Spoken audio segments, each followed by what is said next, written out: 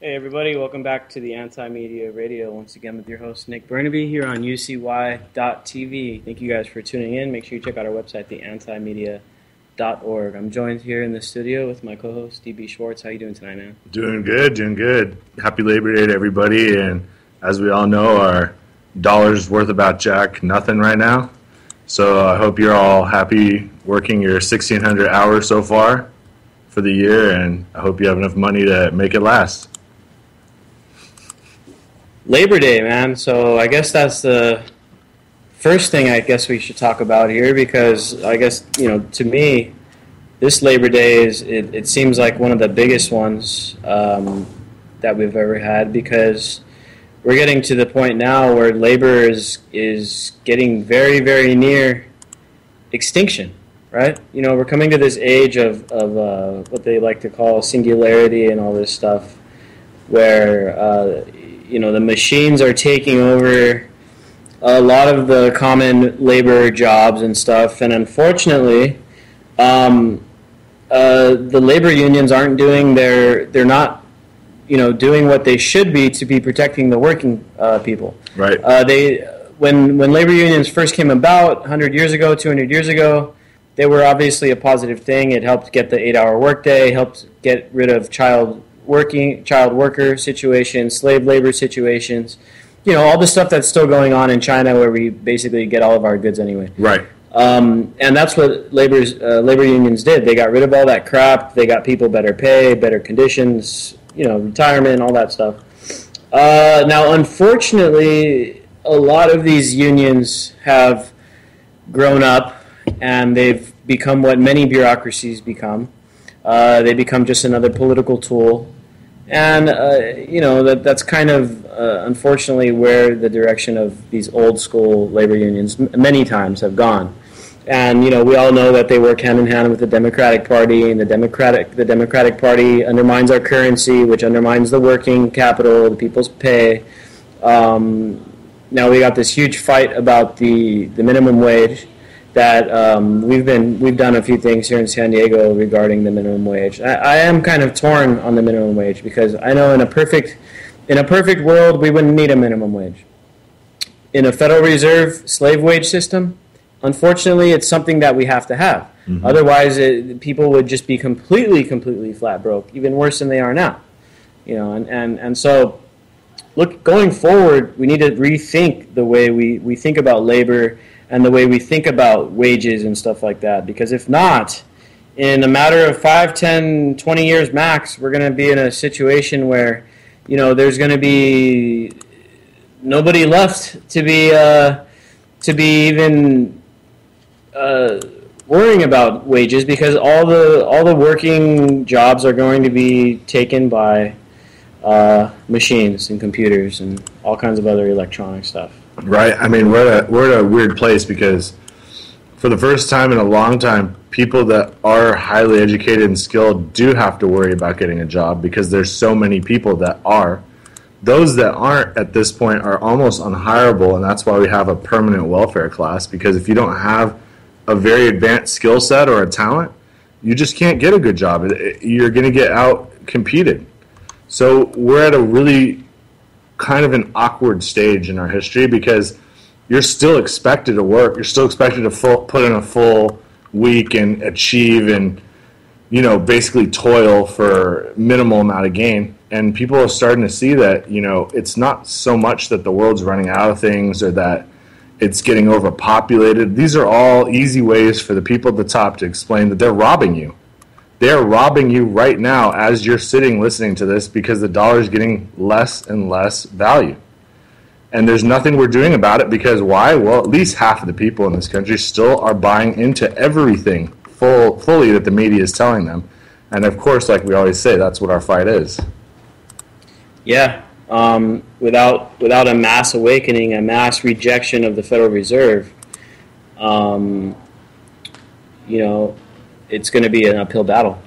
I was reading an article earlier today from, I think, one of these early supporters of the Thrive movement, and he was talking about. I don't know that much about Thrive. I know that they've got a few good ideas and stuff. I don't know enough about it to say that I support it or don't support it, but. Yep. he was this guy wrote this article, and it was basically an article called "Debunking the Debunkers." Right. But one point that he made, he was like, when I first started doing this research, I started looking into the Federal Reserve, and there was hardly any info out there, and all there was people that were debunking stuff. He's like, if you go search right now, there's 23 million websites that are going to be telling you the truth about the Federal Reserve. Mm-hmm. And that just tells you how far we've come since that movie. How long has that movie been out? 5, 8, 10 years? Yeah. I mean, so we've come a long way, I think. And I think that it's very, very positive, the direction that we're going. And it's a scary thing for the people at the top because the disclosure is now imminent and there's nothing they can do. All they can do now is kind of filter what's coming out and slow it down and use misdirection agents, which there are many of. In fact, there was even if we want to talk about some major things going on, I don't know if you read Veterans Today, Nick, but they've been dropping bombshell after bombshell coming out recently, whistleblower after whistleblower about COINTELPRO, about how most, if not all, of the major alternative news media are probably already being used. They may not even be legit, and these are things coming out now, and we're starting to see that debunking the debunkers becomes a pro-time job and a full-time job because there's so many of these guys, and they're fully funded. And what Gordon Duff said from Veterans Today is it's fully legitimate. Where do they get their money? How are these guys doing this full-time? How much money are they spending? When you look at a guy with a big budget, how is he doing it? This is a big problem we're having right now. Yeah, it's a good question, man. And I don't keep up on Veterans Today that much just because they're a bit too on the fringes for my taste. But, I mean, I do see their stuff every now and then and pull some deets out of their stuff or whatever. But, yeah, I mean, it's hard to say. It's hard to tell where everything is coming from. All you can do is be diligent, actually read the stuff.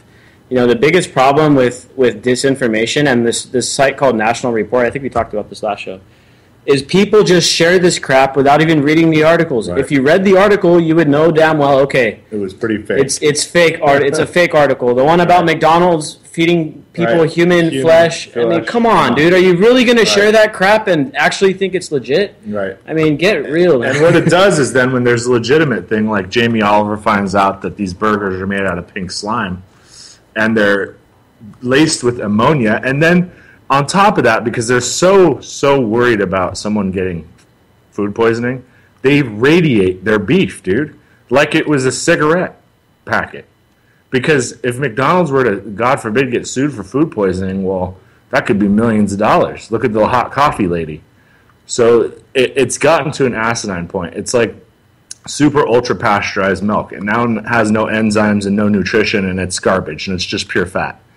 And it's just the same thing. You eat industrialized food, you're just eating chemicals, preservatives, and they're taking everything good out. And it's just that simple. Yeah, man. And when people do share that crap like National Report or the known disinfo agent, the EU Times, I think it's called, which is run by Sasha Fall or whatever, which is a completely known disinfo shill. Right. When people share crap like that, it just makes it harder and harder to get the truth out there because then you lose credibility, and then next time you share something that could be something that's absolutely groundbreaking information, then no one's going to believe you because they're like, oh, this person is known for sharing crap, and who knows if it's real or not, and who knows if it's natural news and all this kind of crap. And don't get me wrong, natural news every now and then, or maybe even half the time, they have legit articles, but the other half the time, a lot of this stuff is just so blown out of proportion and stuff that it's just not that credible, So now when I see people share that stuff, if I do read the articles from National News, I just go through and look for every hyperlink, and then I click through to the hyperlinks. I don't even read the articles because I just want to see where they're getting their info. Right. Because Mike Adams, unfortunately, he's got a reputation of blowing things out of proportion and drawing connections between things that are very, very, they're opinion pieces, and people, this is the whole problem. This is how things like The Onion, which is, by the way, classic satire, has a million copying websites that don't have The Onion's reputation, and people post satire like it's real all the time. People post disinformation like it's real, and none of it's vetted, none of it's researched. But the thing is, it's pretty easy to come to a certain conclusion if you're just using a limited source of information.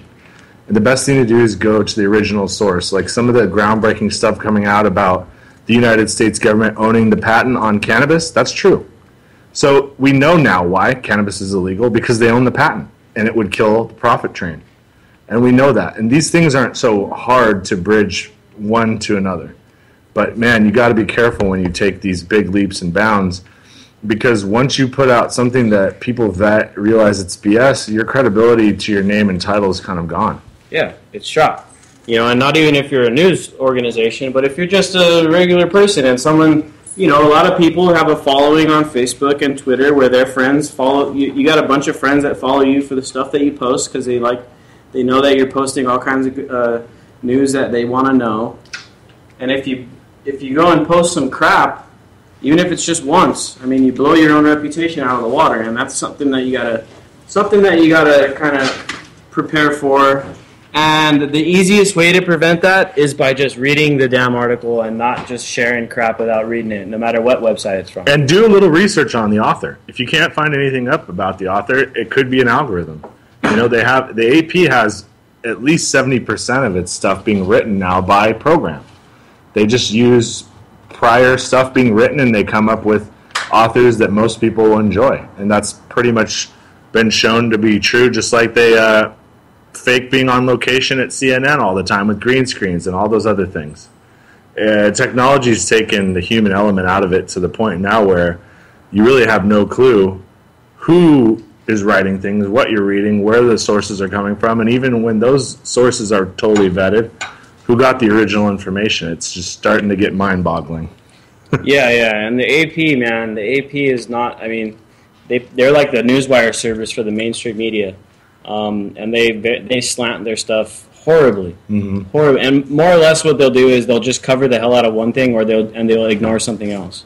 So maybe they're not so biased in a way, but in the way that they choose to cover stuff is where they're highly biased. Right. Now, I remember the first March Against Monsanto, the very first one on March 25th, 2013, there was an AP story on the march because they'd gotten so big, and that one story got picked up by every single news outlet, and It was just a direct copy from the AP. That's all it was. Right. It would copy onto Yahoo, it ended up on Drudge Report, ended up on Huffington Post, ended up on CBS, all these companies. All it was a word-for-word copy of the Associated Press. And that's basically most of what goes on in the mainstream, in the corporate media. It's either a fact-based article that is initiated by the AP, or it's an opinion piece. That's about it. Yep. So there's no reason to go on Yahoo News. There's no reason to go on CBS. If you want to know the corporate media's main talking points, just go right to the source. Go to the AP.org and read the stuff that they're putting out. Everything else is all fluff that comes from NBC, CNN, all that stuff. It's all fluff and it's all opinion stuff. And the only factual stuff comes from the AP. But, like I said, the AP is they use their position to control the propaganda. So they can if the AP wanted to cover a big corruption story, they could. But if they want to ignore it, they also can do that. Right. And if they want to cover the fact that the U.S. created ISIS, they can cover that, but obviously they're not. But it's ISIL now. Yeah, what the AP is doing right now, obviously, is trying to nudge us into another full-scale war, Absolutely. if not World War III. Well, Wall Street doesn't care where a war comes from. I think that's a perfect analogy. The profits only come when the war machine's engaged, because we've never, ever, not even for 1 second, thought about actually going into a peacetime economy. Not since World War II ended have we ever stopped being 100% a war economy. People don't know that. They don't understand that we have so many armaments and tanks and drones that we could probably fight the whole world and be pretty even with them. But it never, ever ended. And it's just been kicked down the road until now. What do we have? Well, yesterday I saw a video that said we had something like $282 trillion in unfunded liabilities in the United States. Our GDP is only 5. We have over 140 years of GDP that has to go to what we owe things that are on the books now, and that's not even including our interest. So it's unpayable. It's completely, it's so unpayable, they're going to have to start selling off infrastructure to creditors. And it's not surprising considering that's exactly what they did to Greece, right? Mm-hmm. It's exactly what they did to Cyprus. And it's guess exactly what they did to Germany before World War II. And now that's exactly what they're trying to do to Ukraine. Yep. I was looking a little deeper into this Ukraine stuff. Now, we all know that the U.S. helped support the coup, which is what happened in Ukraine a few months ago. Now, it all started because the EU was offering, with the IMF and the World Bank or whatever, they were offering to bail out Ukraine because Ukraine was about to, they were in their economy was about to implode, right? So the EU offered a bailout, which was, I think, $18 billion. Mm-hmm. And Russia had a counteroffer that was a $17 billion bailout. But the one with Russia was a little bit better for the situation in Ukraine because obviously the Russians kind of know what's going on in Ukraine. They have a bunch of gas pipelines that go through there. They work together with them. And that's what kicked this whole thing off. When Ukraine decided to not take the bailout from Europe and they decided to take the bailout from Russia, which let's not forget, the collateral behind this bailout, especially the one coming from the EU, mm-hmm. was all based on their infrastructure, the oil, the farmlands, and all that stuff. So basically what they were going to do is what they just did to Greece in Ukraine. Ukraine was like, no. The president at the time was like, no, I don't want to do it. And then all of a sudden, there's a coup. Right. A few months later, there's a coup. They overthrow the government. The U.S., Victoria Nuland, it was leaked. The audio was leaked. Our government handpicked Yats, which was the prime minister. It was a totally fabricated uprising. Yeah, there was probably a bunch of people that had legitimate, a legitimate gripe with the old government of Ukraine. And who doesn't have a legitimate gripe? We have a legitimate gripe with our government. Right. Does that give Russia the moral high ground to come in and say, hey, DB and Nick, we want to give you millions and millions, if not billions of dollars to help you guys overthrow the government? Right. No. That doesn't give them the moral high ground. I mean, what if Russia came in and said, hey, Alaska, we want you back. Here's $1 trillion. What would the U.S. do? Just to make it such an asinine comparison, it's on your border. It affects your national security no matter what. If people need to understand why Ukraine is a hot-button issue, Mexico would be one for us. Okay? It's on the border. They can lob missiles at Russia, and Russia can't do a lot, including Moscow. And that's the biggest thing. That's the entire reason why the Cuban Missile Crisis popped off, because they could nuke Washington, D.C., and hit it in about 30 minutes. And the same thing could be said with Moscow from the Ukraine. And they're not going to allow a total annihilation of their government and the head of the snake, so to speak, in 30 minutes. It's just, it makes no sense for their military to allow it. And it's worth a proxy war to stop it. At least in their eyes, and honestly, for any military strategist, they do the exact same thing. And like we were saying on Wednesday, on our last show, it's as if these guys, when the Cold War ended, or supposedly ended, they were probably kind of discouraged. They're like, damn, we can't keep up this wartime economy for long unless we start up some new wars. Yep. And then, then came Iraq the first time around. And that was completely manufactured. We manufactured the whole Iraq, the whole first war with Iraq, just like we manufactured the second war with Iraq, just like we continuously manufactured this new war with Iraq that we're about to go into. Well, I mean, honestly, how long could the United States economy last without the military-industrial complex at the forefront? We know the answer. 2 years. That's all they could stomach. In 91, Iraqi storm. And then we had to go in again. Even though the fall of the Berlin Wall was in 89, we could only go 2 years. And then, of course, everyone knows with 9/11 that made an endless war. An endless war because, well, let's face it, we owe China so many trillions of dollars of gold from what we took from them after World War II. We could never pay them back. So we have to keep going to war and paying them in other ways. Oil, opium, you name it. To prevent World War III, maybe. A lot of people think it's to prevent one elite group from wiping the other elite group out. And I think that has a lot of credence to it, too. Yeah, man. So this whole thing in Ukraine, I mean, all we're doing here is just prodding the bear. Yep. We're screwing around with Russia's borders, and now Putin's getting tired of it, man. He's coming out now, and he's just saying, hey, we're a nuclear superpower. Don't mess with us. Yep. And he's not playing anymore. He doesn't want to play these games. He's got geopolitical strategy just like we do, but it's far less destructive. And we gotta keep it real here. America has become the new Rome, the new Roman Empire, and we're doing to all these countries that were meddling in what the Romans did back in the day, and they screwed them all up and robbed them for their resources, robbed them for their sovereignty and stuff like that, and it pisses people off. Now, this whole thing with the ISIS, first of all, ISIS would have never come to power if we hadn't knocked Saddam Hussein out of power. Second of all, ISIS would have never came to power if we hadn't propped up the Syrian civil war. Third of all, a lot of these guys that are joining ISIS to fight are people that were affected by all of our horrible policy in Iraq, and they absolutely hate us. So it's not surprising that there's going to be a huge militia that rises up, a huge anti-American militia that rises up, because we've been doing so much bad things to these people for so long. And you have to understand that it's all part of the theater when they say they're a threat to us. Do you know that they're going to attack civilian structures because our military created them? They would never attack their master. There's a reason why ISIS hasn't attacked Israel yet. I mean, it's not too tough to put the pieces together and understand what's going on.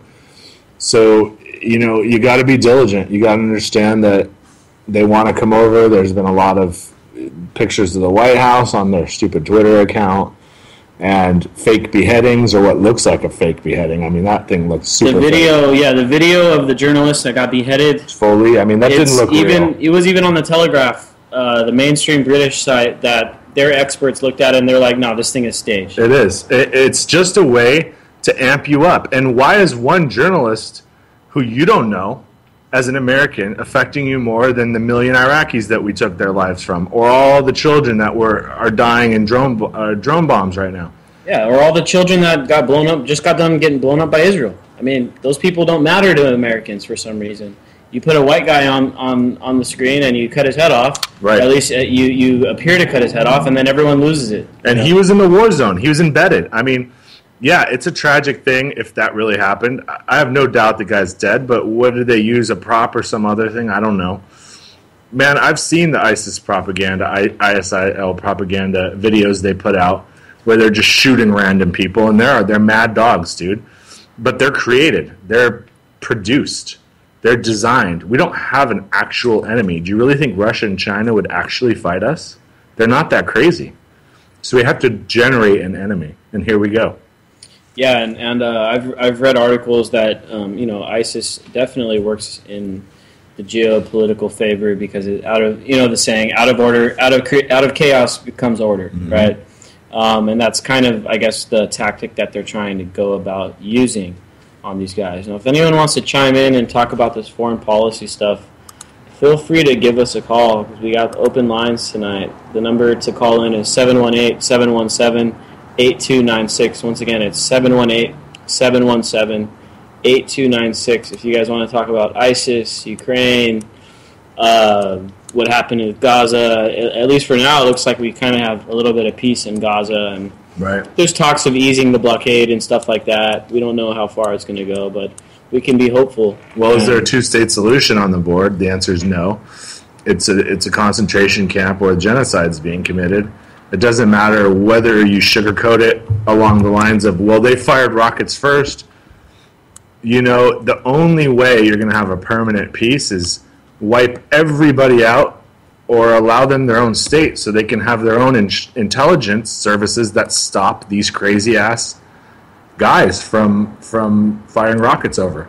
That's the only solutions. What are you going to occupy them and annihilate them? Do you really think the world's going to stand by while that happens? I mean, the PR is already a nightmare. I mean, they're never going to have a world stage presence again like they had before this last incursion, because people started to see that it was genocide. It wasn't going in and getting people. you don't cut off water, you don't cut off fuel, you don't blow up energy-producing power plants and stop shipments of rations in if you're not trying to actually kill all the civilians too. That just doesn't make any sense. Yeah, man. There's a great video out by these guys called Storm Clouds Gathering. It's called the Covert Origins of ISIS. I definitely recommend watching it. We posted on the Anti-Media a couple days ago. Got a lot of traction, and their videos always do. I mean, the video is only 3 days old, and it's already got 200,000 views. So, obviously, it's doing pretty well. But it's something that we just need to keep in mind, because if you turn on the TV at all, or if you look at any of these mainstream news outlets, the war propaganda is absolutely over the top. I mean, these guys are trying to say that, they're already trying to say that ISIS is over in Ciudad Juarez. They're trying to say ISIS is in Tijuana, getting ready to strike San Diego. I mean, this is just totally outrageous propaganda. And while they're saying stuff like that, meanwhile, in actuality, one of our F-18 Hornets dropped what's called a sonar charge on a Chinese sub and had to be intercepted by one of their fighter planes. That's provocation. That's false flag. That's a mini fall. Imagine if the fighter shot down one of our F-18s. I mean, that would be something we could get into a little limited exchange with them, you know, in the Pacific. Kind of push them off the South China Sea little thing they got going on. So there's more important things going on than what you're reading in the media. Anytime you see a big story in the media, almost always a distraction. Yeah, exactly. And they're trying to scare the living hell out of people. I mean, someone messaged me the other day, and they were like, what do you think about this ISIS thing? Are they really going to hit the U.S. on 9/11 and stuff? I'm like, no, they're not. All right, we got a caller calling in here. Hey, how's it going? You're on the Anti-Media. What do you want to talk about? Are you there? Okay, someone's on the line, but they're not saying anything. It's all right. 619 area code, you there? All right, I'm going to have to drop you off here. All right, they dropped. I mean, they're just trying to scare the living daylights out of people, and they're trying to make it okay to just go start dropping bombs indiscriminately over there, and let's not mince anything up here. They're definitely trying to get into Syria. Yeah, they're going to take Assad out. I mean, I was watching a video yesterday, Nick, of ISIL, who supposedly have been being bombarded by B-2s and all our other advanced stuff. These guys are machine gunning Syrian soldiers who are trying to pretty much flee these cities that are on the cusp of being taken over. Whatever we're doing over there is doing nothing. And I'm sure it's on purpose. They're pretty much overrunning Syria because these guys are so stretched already and so demoralized from fighting for 2 years and having 150,000 of their countrymen die in a civil war that ISIL really is not getting a lot of resistance. Yeah. And like I was saying, we've radicalized the hell out of the people over there. I mean, think about it. These are all kids. Think about the average, let's say the average fighting age of an ISIS fighter is 22 years old, right? When did we go into Iraq? 2003? Mm-hmm. So if there were any kids over there that were around the age of 10 at the time, when we started bombing their family and blowing up their schools and all that stuff, guess what? They grew up hating America, and now what's their best hope? Joining ISIS. And if they want to get back, join ISIS. That's what they're doing. And by doing so, they think that they're going to go ahead and establish a Levant from, the Tigris to the Euphrates. And what you're doing is just creating more and more and more billions and trillions of dollars for the defense industry to come just wipe you out when you're no longer necessary. I mean, I really wish we could get a guy from ISIS on the phone to tell him, hey, you're being played, dude. Not only that, but you're an inhuman monster, too. But, I mean, these guys have got to know they're being used, at least at the top. That's why it makes me think that the top's already kind of working for certain parties.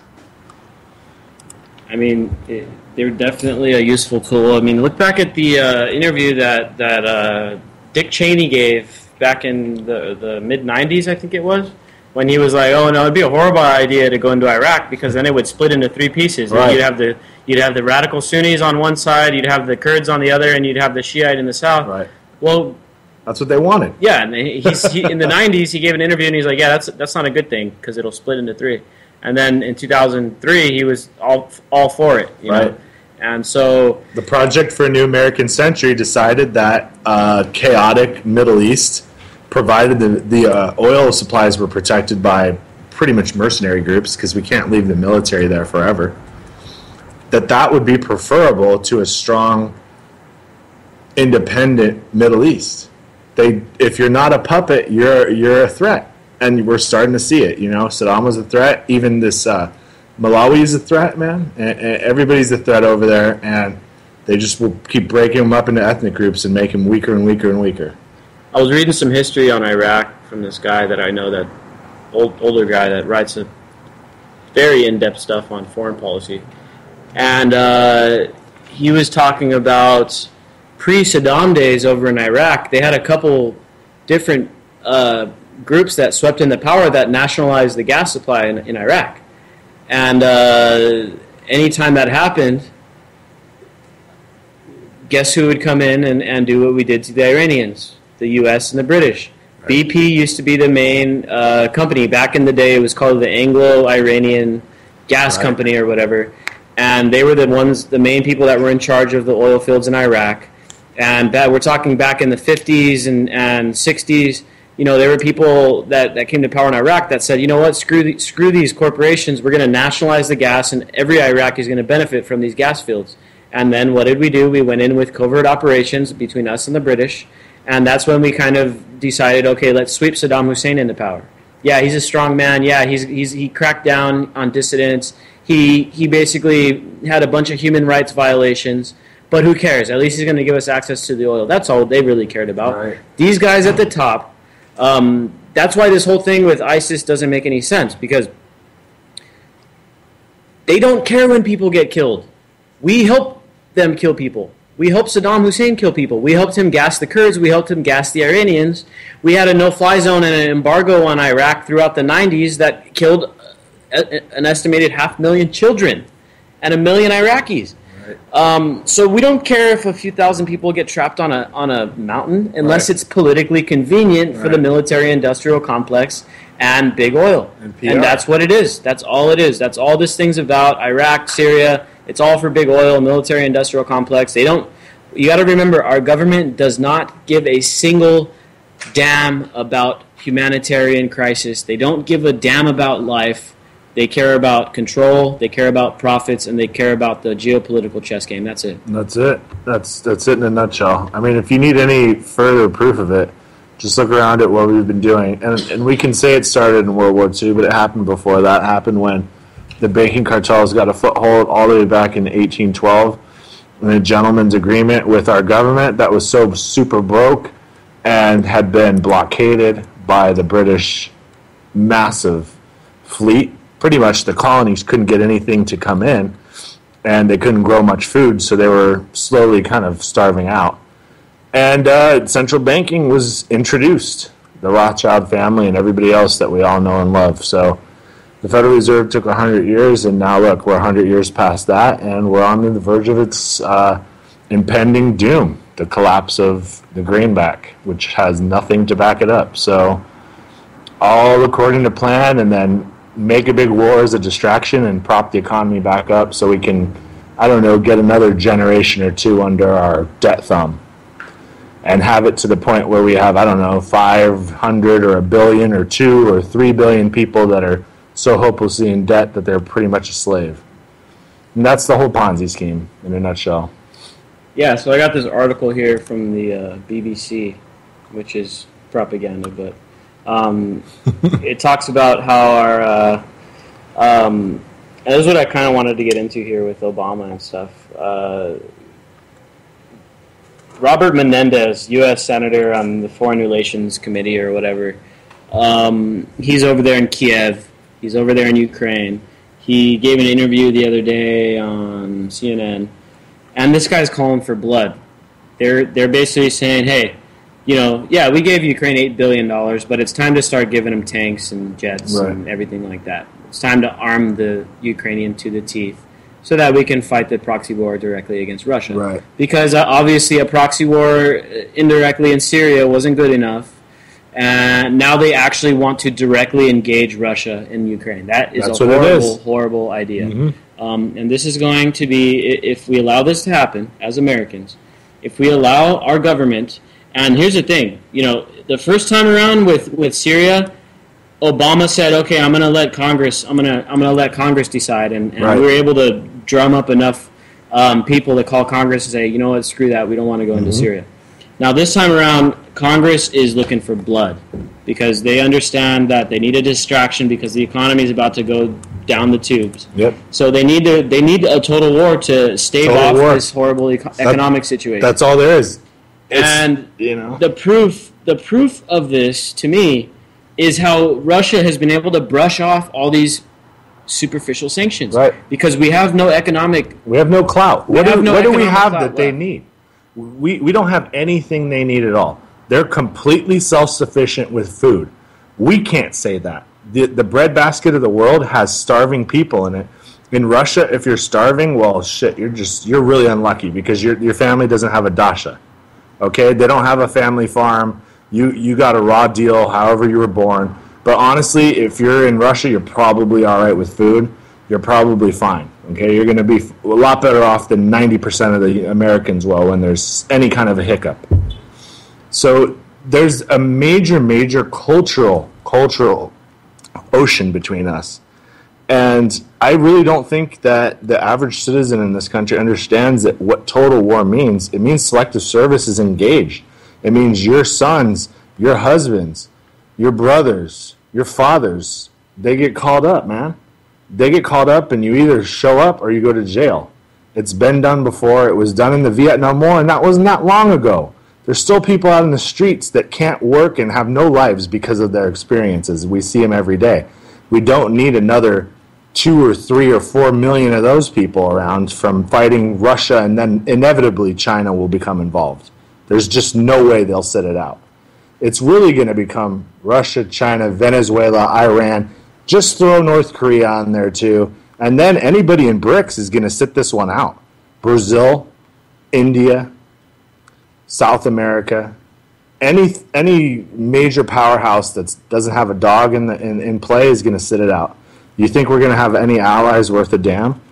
I mean, look at Europe and tell me that you really think they could fight a war right now. Europe, their economy is even worse off than ours is, and ours is pretty bad. Tremendously horrible condition. And the thing that they're lacking that we actually still have at this point in time, who knows how long it's going to last, is the reserve currency, which forces everyone into this hegemonic order that we're basically sitting on. Now, the one thing I do got to say is that if Obama goes and offers it up to the Congress here and says, hey, it's on you guys, what do you want to do? I think we're actually going to be worse off because, like I said, the Congress is looking for blood. And then we vote them out. So let's have them fall on it.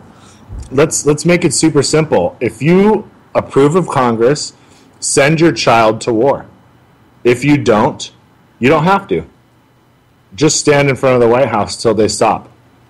We can divide it down to those two camps.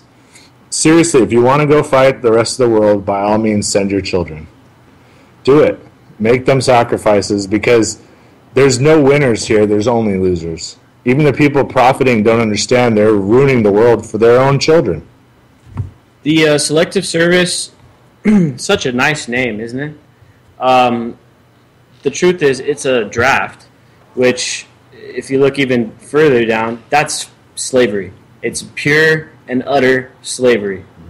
And it goes against everything that this country is supposed to be built on. Our country was built upon principles that were based on voluntary interactions. Now, of course, the founding fathers were flawed because they didn't believe that Native Americans and black people and minorities were deserving of the same rights. Yes, they were wrong in that fact, but nowadays we understand that they were wrong, and we understand that everybody deserves equal rights. But the selective service goes against everything that we're supposed to stand for, man. Right. It is completely wrong. It's complete slavery. It's an enforced contract by the gun. You serve a jail sentence and ruin your any kind of professional career if you don't sign it. Don't sign that and see what happens. See what happens when you don't do it. Watch when people come to your door and come take you away. It's happened before. There's not a way really to get out of it. Even religious, they don't care because it's national security. And that, we have to make that term something akin to the corporate media. National security can be used for any reason to abuse human rights. It's all it's been there for. It has nothing to do with keeping me and you safe. You know how we keep me and you safe? Don't screw over people across the world for their resources so they want to come kill us. It's so simple. Yet the greed factor, the American way of life, what we've been indoctrinated to pretty much accept as normal, it's not. It's really leading to all these problems. We're over-consuming way faster than the world can sustain it. And then with the population boom, it really is exacerbated. So are we running out of things? No. Can we build them fast enough for how much demand there is? That's the problem. We just simply can't keep up with demand. So we're in a problem here, man. We're in a pickle. I love to blame the baby boomers because they could have stopped it. They were the hippie generation that was all flowers and hearts and weed and good fuel economy and everything, and now we're in a bad position and we got to clean it up. And the thing is after the Vietnam War, they forgot to stay on the ball. No, they went and got jobs like the yuppies they became. Yeah, and they got complacent because of the good economy, decent economy, right? Right. And then the 90s boom and all that stuff, Right. Everyone got so complacent that when the 9/11 thing hit, everybody wanted to give away all their liberty. Everybody, You know what? Spy on me all you want. Right. I got nothing to hide. I got nothing to, as long as you're getting the bad guys, I don't care. Then what do we end up with? This NSA shit. What do we end up with? The NDAA, the Patriot Act, all this crap. And that's what always happens with this.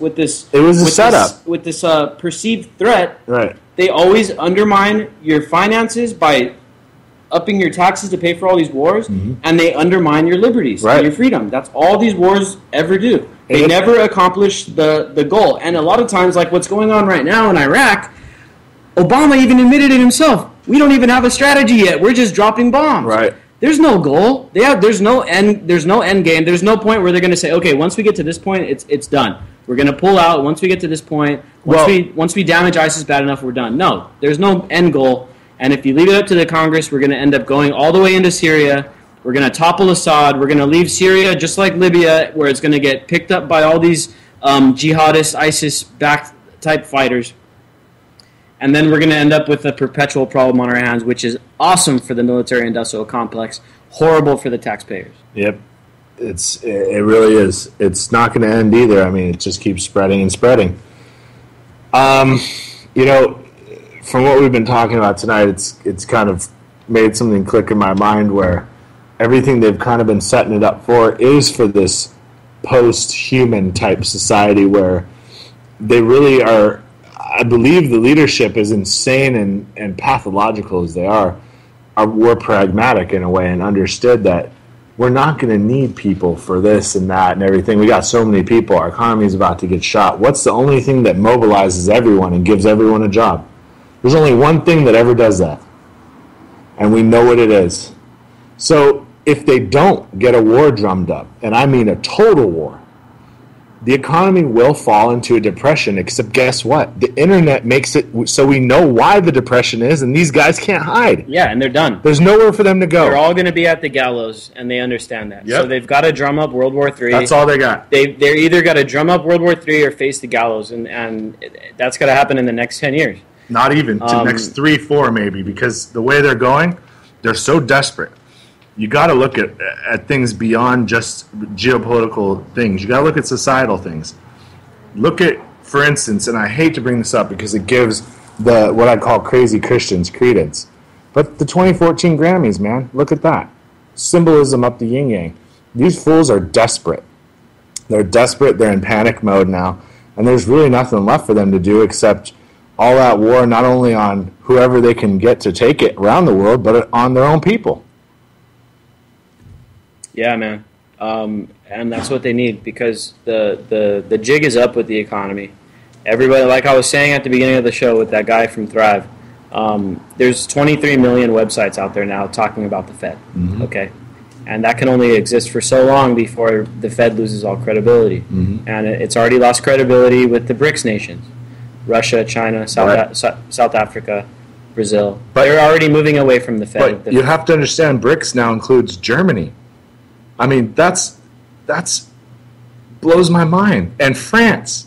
These people don't want to deal in a dollar anymore either, because they're understanding that even though they're bought and paid for by us, that their own way of life, their own culture, their own children's futures, everything goes up in smoke when a fiat currency dictates world wars forever. We've had 7 decades of perpetual bloodshed and millions of lives lost simply because one group of people with advanced technology wanted everyone else around the world to use their paper for free. That was it. And now it's coming home to roost. Yeah, and we need the oil because it's the currency now is not backed by gold and silver like it used to be. It's backed by by oil. By oil. So, the petrodollar, everyone's heard the term, and that's what it is. That's why we did Libya. That's why we did Iraq. That's why we're trying to do Iran. And Africa. And Syria. Indonesia will be next. Ukraine. Ukraine's got a bunch of unfracked territory that is ripe for the fracking. They're not even trying to hide it anymore. They installed Joe Biden's son in Gazprom like immediately. It's almost just laughable. They're just rubbing it in our faces now. I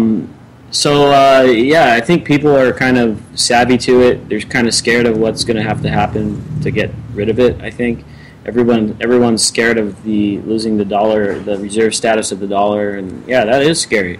And everyone's going to take a hit to their standard of living unless we build our way out of it now and build our way out before it takes a crap. We need to use our credit as a society while we still have any credit left at all to build a sustainable, permanent infrastructure that produces no pollution.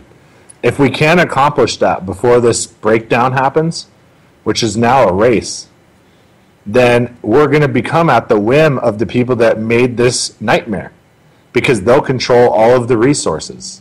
All these people that engineered all these wars, Vietnam, Iraq, part 1, part 2, part 3, Libya, Iran. Do you want to be at the whim of these idiots that did all this stuff? No. You don't want to be at the whim of the people that because the experts. They're homicidal, man. They see people as collateral, and if 1 million or 1 billion people die, as long as their objective goal is secured, who cares? They're detached, man. They haven't had to worry about getting food on their plate for hundreds of generations. This is the class of people we're dealing with. Yeah, and so, our only choice here now is to build our way out. And like Dave was saying, if you can get off the government grid, if you can go solar and have your garden growing and stuff, you're going to be in a position when all hell breaks loose that you're going to be all of a sudden you're going to be upper middle class, and you're going to be able to not be fighting in the streets for food. Right. And if enough people and enough of like-minded people can get at that level, then guess what? Everyone's going to be looking to those people for guidance. Yep.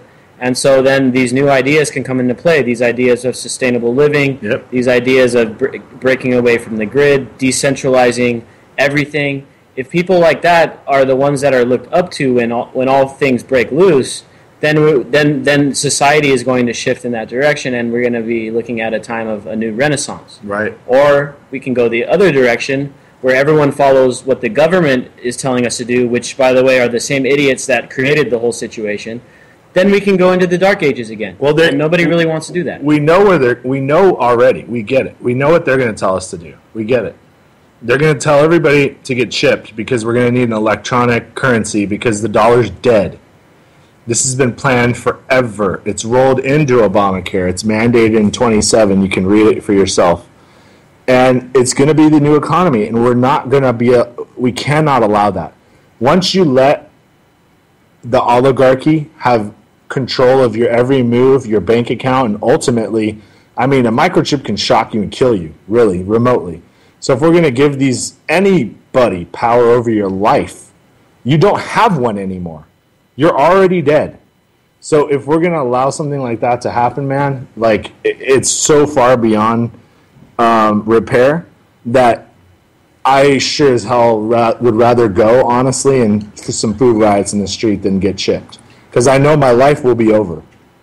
Yeah, and, you know, if what you're saying is true with this currency stuff, and I just saw an article yesterday or 2 days ago from Fox News talking about the RFID stuff.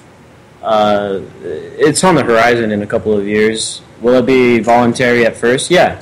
But then sooner or later it'll be just like vaccines where it's not voluntary. Right. Or you have to do it. Or the only way you can get out of it is with some kind of bogus... but even then, how do you get paid? See, that's going to be the whole thing. They're going to collapse the system, say it was hackers. Everybody needs to go to electronic because it's the only thing that's safe. And everybody that gets a chip now is going to be they're going to give them some kind of special priority of some sort. See, at first it'll be bribes, and then later it'll be mandatory, and then eventually it'll be threats. Yeah, and the other thing about that is if we ever switched over to a purely government-run digital currency, you'd lose all anonymity, which is a horrible thing, because then every single thing that you ever do, including barter, trade, transfer, loan your buddy $20, it's all going to be on the books and it's all going to get taxed. What if you went to McDonald's too many times in a month and your insurance premiums went up? This is a world we're going to live in soon. Do you want it? Yeah, so we should be pushing away from government-backed currencies. We should be pushing for anonymous currencies. Bitcoin I like as long as it can stay out of the government hands. I don't think it's the save all. I don't think anyone should have all of their money in Bitcoin. It's always good to be decentralized with everything you do, whether it's food, water, electricity. You know, you don't want to just have solar. You don't want to just have wind. Right. You want to have wind and solar. Right. You know, just like with currency, you don't want to have all your money in the bank. You want silver, you don't want to have all Bitcoin, your money in Bitcoin. You want to have a little bit of money in silver, a little bit of money in gold, a little bit of money in commodities, a little bit of money saved up in food. Right. All kinds of different things because you don't know which one's going to get hit first, which one's going to hit hyperinflation. If hyperinflation hits, well, then your gold and your silver is going to be worth a lot of money. Sure. It's going to be, you're actually going to be able to retain value, and that's a good thing. Your Bitcoin is going to retain its value. Your dollars aren't. Your bank account isn't. So, yeah, having cash on hand is good. Keeping it out of the bank, yeah, all that stuff. Considering now, especially with the interest rates that you get from the banks, right? I mean, you're getting outrun by inflation by like tenfold, right? Well, yeah, you're getting 0.25%, and inflation's had been historically at 4%, but now we're actually seeing it at 6%. And it's actually going up exponentially as the decreased value of the dollar coincides with it. Now, what we're seeing now, Nick, is something strange. We're seeing a stock market that's unbelievably bullish, thanks to the bailouts of 2008 still in effect. Yeah, and the QE is still going. They're still going, and they're still buying imaginary bonds with imaginary money. And if you look it up, Belgium bought $600 billion of U.S. bonds in the last month. How does Belgium do that? Well, if anybody knows about who really runs the world, we understand that Belgium really runs the world. But that's for another show. The thing I want to get across is that we're being propped up artificially by artificial kingpins and artificial kings who don't really own anything except pieces of paper, and those pieces of paper are now being called out by everyone else around the world. And that's the biggest problem, because we hold all that paper. Yeah, Germany a few months ago tried to call in their gold, and they got like 10% of it, and then the rest they got in a rain check. Yep. You know, because the gold just isn't there. It's gone. All that stuff at Fort Knox. You know, there's been a few people that tried to go find out and do some investigation about Fort Knox and maybe an audit or some kind of thing like that. And no, they're not going to get in there because all that money, it's already been funneled off either to the elite or it's been paid to use for these wars and to pay off debts and all that crap. Right. And that's why, and that is specifically, in my opinion, one of the big reasons why everything that we're trying to slap on Russia, Putin's just like, laughing it off. Right. He's like, "Oh yeah, go ahead and put sanctions. You're just going to hurt yourself." Because what can we do? What are we going to stop shipping them? Coca-Cola? What do we make anymore that other places in the world have to have? We may cut off their opium supply. Yeah, we're going to cut off their heroin supply, maybe, but they'll get it from China. It's not a problem, man. We can't do anything to anyone anymore except bomb them, and that's it. Yeah, because our economy is completely fabricated, and it's all a pyramid scheme. So this thing isn't going to end well with Russia. If we want to keep on prodding them and we want to start funneling arms into Ukraine, these guys are going to get exactly what they're wanting, Get which ready is to a total fight. war. Yep. If us as Americans can get a handle on our government, we may be able to prevent it and start working towards a renaissance time. Yep. But I mean, it's not looking great. In some ways it is, but the propaganda is at an all-time high. I don't remember a time, maybe right after 9/11, but I don't remember a time since then that I've seen this much propaganda about trying to get us into all these wars. And I'm sitting here looking at this BBC article. You know who they got quoted right here? Yeah. In the side, in bold? John McCain. Why are they quoting John McCain? I don't know, because he's a POW, so he knows all about it. Why do they have a picture of John McCain in here talking about what John McCain wants to talk about? This guy is an absolute lunatic. Everybody knows that. All right. That he has zero credibility. Why is the BBC quoting him? And look, whose emblem is in the bottom corner of that picture? AP. The Associated Press. Well, AP funds, 80% of all news stories to all major news outlets? I mean, if you have somebody on staff doing original reporting, well, hey, applause to you because you actually have a legitimate news organization somewhat. But, I mean, AP feeds everybody. And it's just, man, it's all part of the wall of lies. Yeah, man. So that's what we got to be aware of. Even a lot of my friends, and I said this about a month ago, a lot of my friends that were against the war with Syria previously, back when we were able to stop the full-on invasion, what was it, in 2013, last year or something, a lot of them are like, yeah, but, these ISIS guys, they're horrible. Well, that's the same thing they said about Saddam Hussein when they said he was throwing babies out of the incubators. It's the same thing. Every war that the U.S. gets into is based on a false pretext. Yep. Well, war is hell, man. So when you've been oppressed and you find somebody that you think did it to you, well, there's really no quarter, man. There's no moral code. There's no line drawn of what you can and can't do. Things that were similar to that happened that the Allies did to the German citizens after World War II. So when the hate runs deep, man, it runs deep. And these guys, not only are they running deep, but they're religious fanatics, and they're far beyond brainwashed. And they're controlled. They really are controlled. They're not attacking certain groups. They haven't spilled over into Turkey. They haven't went into Israel.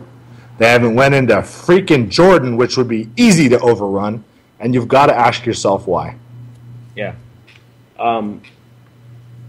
So, here's the thing. If Obama sometime next week or this week probably, if he says, okay, well, I'm going to put it on the table and it's going to be up to the Congress, but I'm recommending that we're going to go into Syria, then get ready. Yep. And we got to fight. First, we're going to fight this informational war to try to hedge it off right now. If we start going into Syria, which will obviously be followed by arming the Ukrainians. Mm-hmm. I mean, I give World War III in the next 2 years a 75% chance of happening. Right, and we got to stop it, because let me tell you this, unless you're real lucky, you're not going to make it. I mean, they got big underground bases built for a reason, and I don't have one, and you don't have one, and I don't have a boat to get away, and